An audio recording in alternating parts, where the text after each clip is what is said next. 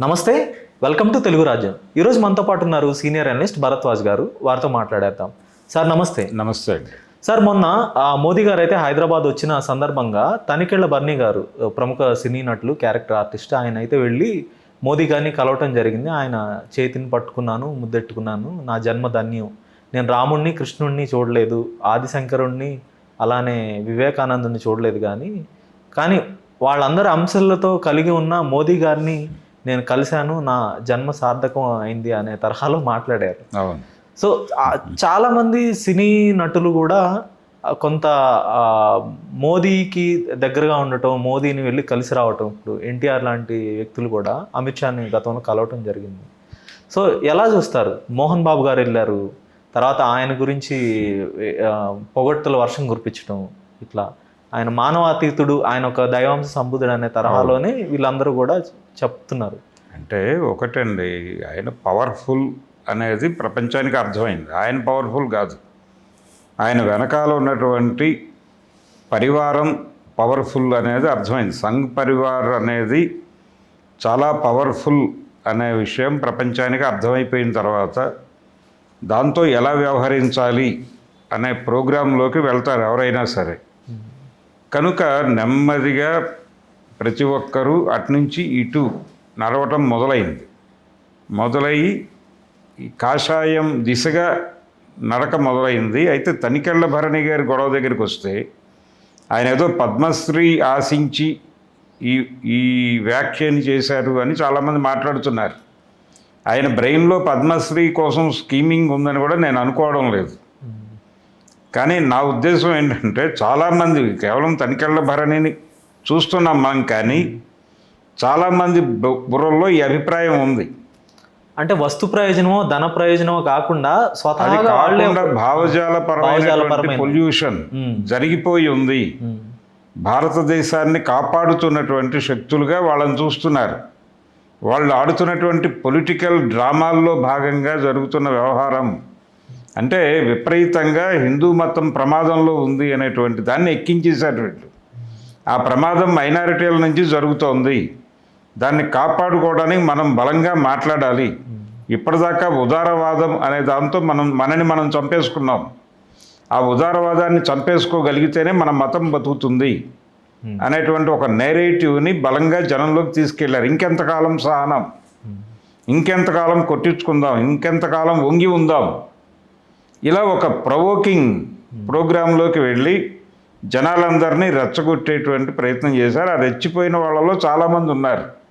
ఇప్పుడు తనికెళ్ల భరణి కూడా ప్రారంభంలో ఇలా లేడు. తనికెళ్ల భరణి నటుడు కాదు, ఆయన రచయిత, కవిగా మొదలైంది ఆయన ప్రయాణం. ఆంధ్రజ్యోతిలో కొత్త కళలు అనేటువంటి శీర్షికలు ఆయన కవిత్వం రాసుకునేవాడు. ఆ రోజున కొంచెం సామాజిక స్పృహ, సామాజిక గందరగోళం రెండూ ఉన్నాయి ఆయనలో. అంటే రిజర్వేషన్ మీద ఆయన తన పద్ధతిలో తను రియాక్ట్ అయ్యాడు. అంటే ఎప్పుడు ఆయన అటు ఇటు కదల్లా, ఆయనకి ఒక స్టాండ్ ఉంది.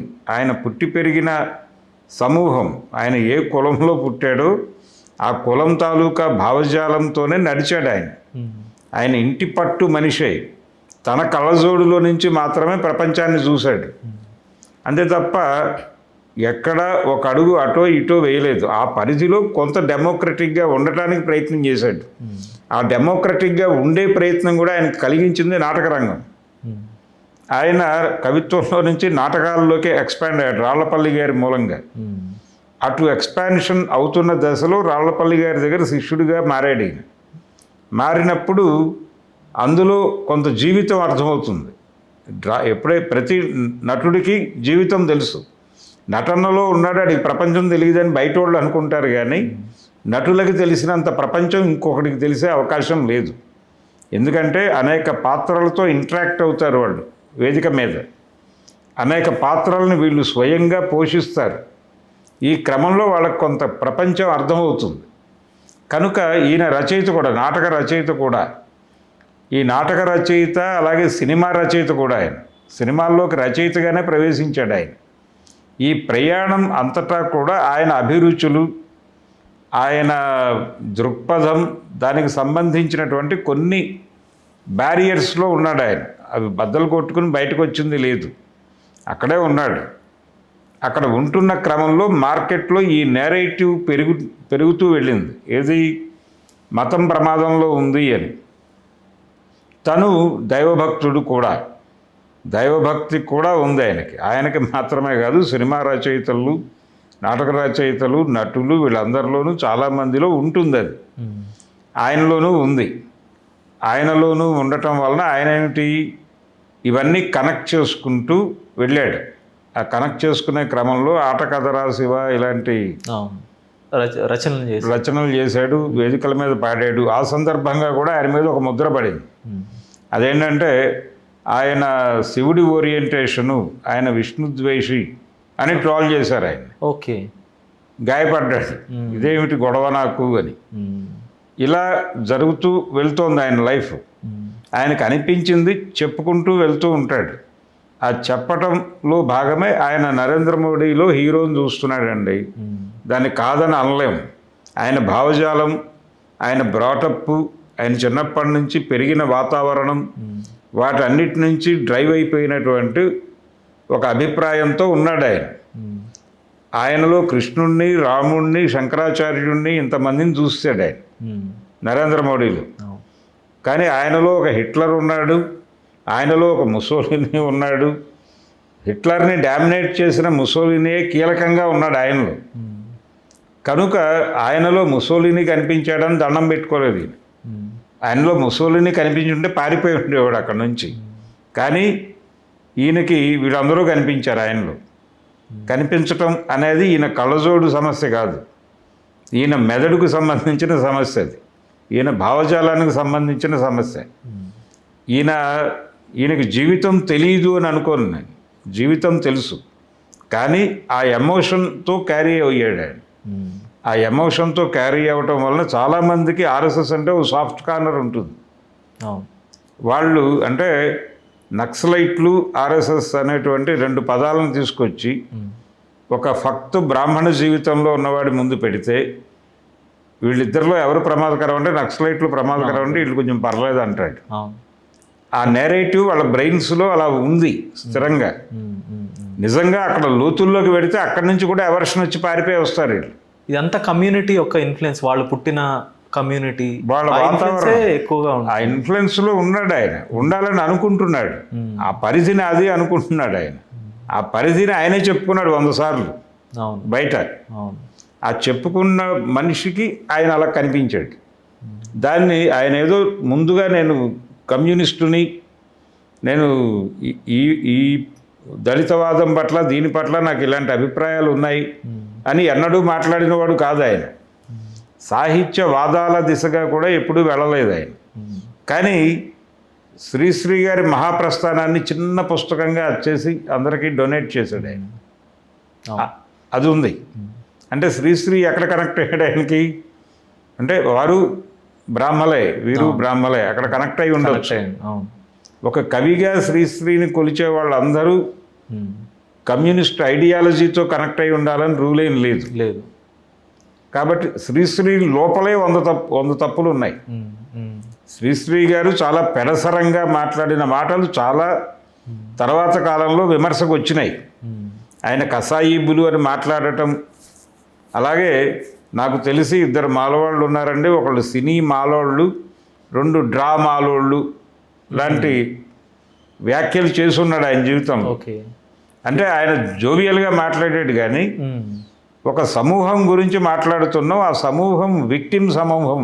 అవును, ఆ విక్టిమ్ సమూహాన్ని మనం ఈ వ్యాఖ్యల ద్వారా విక్టిమైజ్ చేస్తున్నాము అనే కాన్షియస్నెస్ లేదు ఆయన. స్పృహ లేదు. ఆ స్పృహ లేకుండా మాట్లాడేసినటువంటి వేగ్ స్టేట్మెంట్లు అవి. వేగ్ స్టేట్మెంట్లు అయినంత మాత్రాన్ని ఆయన వదిలిపెట్టాలా? ఇలాంటి ఆయన ఆదర్శంగా తీసుకునే వాళ్ళు ఎంతమంది ఉన్నారు? చాలా మంది ఉన్నారు. కాబట్టి దాని మీద ఒక సీరియస్ అటాక్ జరగాలి. శ్రీశ్రీ మీద కూడా జరిగింది, అది జరుగుతోంది. అలాగే భరణి సాహిత్యం మీద కూడా క్రిటికల్ అప్రోచ్ ఉంది జనాలకి. ఆయన రాసినటువంటి ఒక కవితలో రిజర్వేషన్ సిస్టమ్ వలన బ్రాహ్మణులు చాలా సఫర్ అవుతున్నారు అనేది ఎస్టాబ్లిష్ చేస్తాడు ఆయన.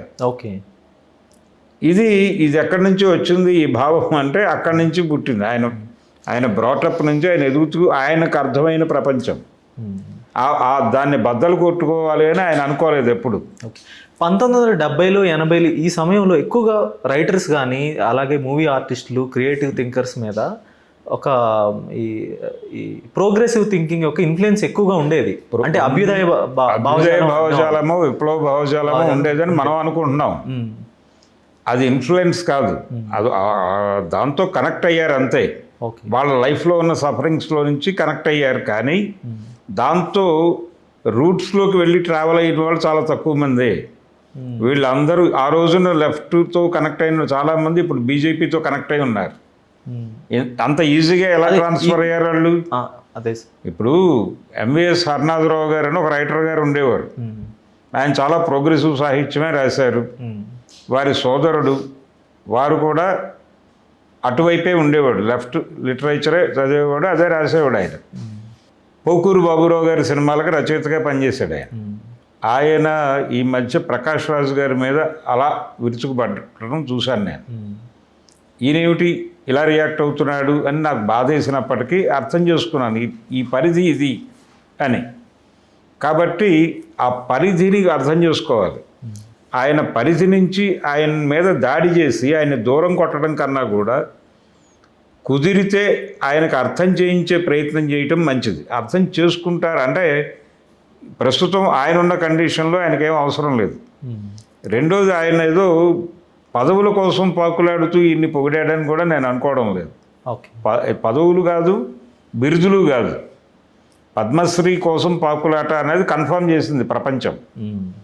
పద్మశ్రీ కోసం కాదు, ఆయన నిజంగానే ఆయనలో భావజాలమే ఆ దిశగా ఆయనకు నిజంగానే పరమేశ్వరుడు కనిపించాడు ఆయనలో. ఆయనకు శంకరాచార్యుడు, కృష్ణుడు, రాముడు ఇలా 100 మంది కనిపించి ఉండొచ్చు. సోషల్ మీడియాలో చూస్తే చాలా మంది ఇప్పుడు ఆయన హిందుత్వవాదులు కూడా ఇదంతా చాలా అతిశయంగా ఉంది కదా, ఒక మనిషిని ఒక ప్రధానమంత్రిని అంతమంది దేవుళ్ళతో పోల్చాల్సిన అవసరం ఏంటి అని అడుగుతున్నారు. ఇందిరాగాంధీ గారిని అపర కాళిక అన్నారు కదా. ఏది పాకిస్తాన్ యుద్ధం రోజుల్లో హిందుత్వవాదులే ఆవిడ అపరకాళిక అన్నారు కదా. వాళ్ళందరినీ లోపలేసింది ఆవిడ. కానీ దాన్ని ఒక ఉపమానం లాగా నాడు భావించారు, కానీ ఇప్పుడు జరుగుతున్నది చూస్తే లిటరల్ మీనింగ్ వచ్చేలాగే చెప్పినట్టుగా అర్థం అవునండి. ఆయన మెదడులో నుంచి ఆయనలో కృష్ణుడు, రాముడు అందరూ కనిపించారు. ఇప్పుడు ఆయన ఏమీ ప్రపంచాన్ని ఒక ప్రోగ్రాం తీసుకుని నడుస్తున్న వ్యక్తి ఏం కాదు. ఆయనకు అనిపించినవేవో మాట్లాడుకుంటూ పోతున్నాడు. ఆయన వేదిక మీద శివపురాణం చెప్తేనేమో విష్ణుమూర్తికి వ్యతిరేకమా నువ్వు అని దాడి చేశాం కానీ మనమే. ఆయన అంటే ఏది మాట్లాడినా ట్రోల్ అవుతుంది అనే భయంతో ఆయన ఈ మధ్యకాలంలో ఇంటర్వ్యూలు ఇవ్వడానికి కూడా భయపడుతున్నాడు. అంటే ఆయన సినిమా పరిశ్రమకి సంబంధించి మాట్లాడినవి కూడా ట్రోల్ అయినాయి. అంటే తనకు అనిపించినవి మాట్లాడే ప్రయత్నం చేశాడు ఆయన. ఆ ప్రయత్నంలో కొంతమంది గాయపడ్డారు అక్కడ కూడా. ఎక్కువగా సినిమా నటులు, సినీ నేపథ్యం ఉన్న వ్యక్తులు, రైటర్స్ కానీ డైరెక్టర్లు వీళ్ళందరూ కూడా కొంత అతిశయోక్తులతో మాట్లాడతారు, వాళ్ళు ఒక డెల్యూషన్స్లో ఉంటారనే ఒక అభిప్రాయం కూడా ఉంది. అది లౌక్యం. ఎవరితోనూ వివాదం లేకుండా ఉండాలి అనేటువంటి లౌక్యంలో భాగంగా వాళ్ళ పర్సనల్ ఒపీనియన్స్ లోపల నొక్కేసి బయటకి నవ్వుతూ పొగుడుతూ మాట్లాడతారు. కానీ వాళ్ళ ఇన్నర్ టోన్ వేరే ఉంటుంది, ఇన్నర్ ప్రోగ్రామ్ వేరే ఉంటుంది. మొత్తం క్యాలిక్యులేటెడ్గానే ఉంటుంది, చాలా క్యాలిక్యులేటెడ్గా ఉంటారు. లౌక్యం అంటారు దాన్ని. అమాయకత్వం కాదు, అది చాలా లౌక్యంతో వ్యవహరిస్తారు వాళ్ళు. నవ్వుతూ మాట్లాడిన ప్రతి సినిమా వాడి హృదయంలో కూడా మన పట్ల అదే అభిప్రాయంతో ఉన్నాడు అని అనుకోవడం తప్పు. బయట రాజకీయ నాయకులు ఎలా బిహేవ్ చేస్తారో సినిమా నటుల్లోనూ వాళ్ళకి అంటే వాళ్ళ ప్రోగ్రామింగ్లో వచ్చేస్తుంది. అది ఎందుకు వస్తుంది అంటే వాళ్ళ లైఫ్ అలాంటిది. కాబట్టి ఎక్కడ ఏ తేడా వచ్చినా మన సఫర్ చేసేవాడు ఎవడో తయారవుతాడు, సాధ్యమైనంత వరకు లౌక్యంగా వెడదాం అనే టోన్లోనే పెడతారు. ఇవన్నీ అయిపోయిన తర్వాత ఇక మనం సినిమాతో మనకు సంబంధం లేదన్నప్పుడు క్రిటికల్గా మాట్లాడతారు. అంటే మొత్తం వాళ్ళ లైఫ్ అంతా అయిపోయిన తర్వాత క్రిటికల్గా మాట్లాడతారు. కాట్రగడ్డ మురారి గారు నవ్విపోజురు గాక అని పుస్తకం రాసి రాఘవేంద్రరావు గారి మీద, వాళ్ళ మీద, చిరంజీవి మీద, వాళ్ళందరి మీద చాకిరేవు పెట్టాడు కదా. ఎంఎస్ రెడ్డి గారు ఆటోబయోగ్రఫీలో అందరి మీద క్రిటిసిజం పెట్టాడు కదా. ఎన్టీ రామారావు గారి మీద కూడా చాలా వ్యాఖ్యలు అవునండి, సీనియర్ ఎన్టీఆర్తో ఆయన సినిమాలు తీశాడు, సఫర్ అయ్యాడు. రోజు వెళ్ళి వాళ్ళ ఇంట్లో కూర్చునేవాడు ఆయన. ఎంఎస్ రెడ్డి గారు ఆయన పట్టించుకునేవాడు కాదు. డబ్బుల కోసం కాదు, ఆయన సినిమా అవకాశం. చేస్తాడేమో అని, ఓకే. కానీ ఇంకొక తన బ్యానర్లో సినిమా చేస్తాడేమో అని రోజు వెళ్ళి అక్కడ కూర్చునేవాడు. ఆయన మిగిలినవన్నీ మాట్లాడేవాడు కానీ ఇది మాట్లాడేవాడు కాదు. భరణి గారికి కూడా లౌక్యం ఉంది, కాకపోతే ఏంటంటే ఇన్ఫ్లుయెన్స్ కూడా ఉంది. ఆ సంఘటనలో ఎమోషనలైజ్ అయ్యాడు ఆయన. నరేంద్ర మోడీని కలిసిన సందర్భం ఆయనకి ఎమోషనల్గా రిజిస్టర్ అయింది. ఆ ఎమోషన్ని ఆయన ప్రపంచంతో షేర్ చేసుకోవాలనుకున్నాడు. ఓకే. అది అందులో ఎవరి కోణం వాళ్ళు ఎతికేశారు. ఆయన కోణంలో ఎవరు చూడట్లేదు విషయం. ఆయన ఎవరు, ఆయన ఏమిటి, ఆయన ఇంతకుముందు ఏం చెప్పాడు ప్రపంచానికి అని కోణంలో చూసి కదా ఆయన మీద దాడి చేయాల్సింది. ఇప్పుడు ఆయన మీద దాడి చేసి మనం సాధించేది కూడా ఏమీ లేదు. ధన్యవాదాలు sir. Thank you. Hello, Telugu రాజ్యం ఛానల్ చూస్తున్నారా? సామాజిక, రాజకీయ, జీవన చిత్రణే తెలుగు రాజ్యం. అతిశయోక్తులు, అసత్యాలు ఉండవు. రాజకీయ కోణం కాదు, ప్రజా కోణమే కొలబద్ద. తెలుగు రాజ్యం వీక్షణ మీ ఉత్తమ అభిరుచికి నిదర్శనం.